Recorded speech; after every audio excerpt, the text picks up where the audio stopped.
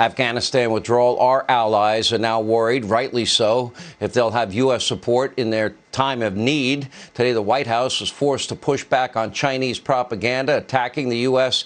and Taiwan, or what they call reunification. Here with reaction to that is Arkansas Senator Tom Cotton. The Chinese now have aligned with Russia. They're providing arms to Iran. They have threatened our military bases, Japan's military bases. We know that they are talking about recognizing this new, quote, Islamic Emirates of Afghanistan as quickly as possible. On top of that, they're talking about reunification, which we both know would be the takeover of Taiwan. Question tonight is, Senator, what we now have all of our enemies seemingly trying to take advantage of what's going on here. How do we first save the lives of Americans in Afghanistan? Yeah, Sean, you see the Chinese propaganda that's going to reverberate for years to come.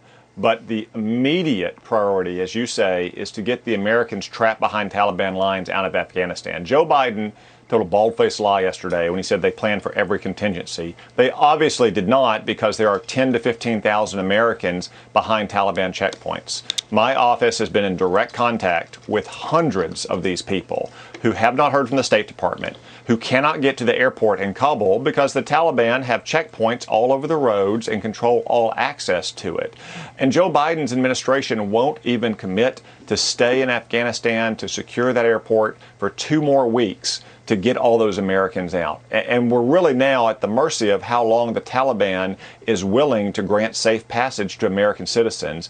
This is a fiasco. It has grave, grave threats for our future if there's a massive hostage crisis, and it really reveals Joe Biden's impotence and incompetence to the whole world.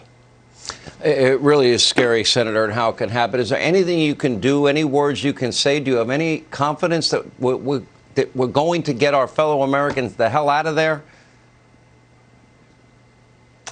Sean, I wish I could say that, but based on what I've seen from the Biden administration over the last 2 days, as my office has worked to provide information to hundreds of Americans, the State Department has basically told us that they don't want us to contact them anymore. Just send them to a website so they can fill out an e-form and hopefully get a text message. Well, what if their phones aren't charged? What if the Taliban cuts off cellular service? How are they supposed to get through Taliban lines to begin with?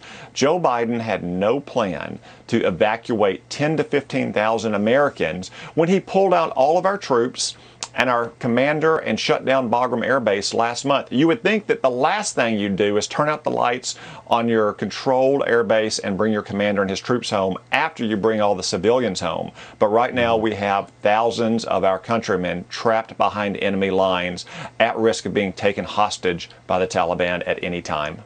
Senator, unbelievable. Never in my lifetime did I think this could happen. Thank you, President.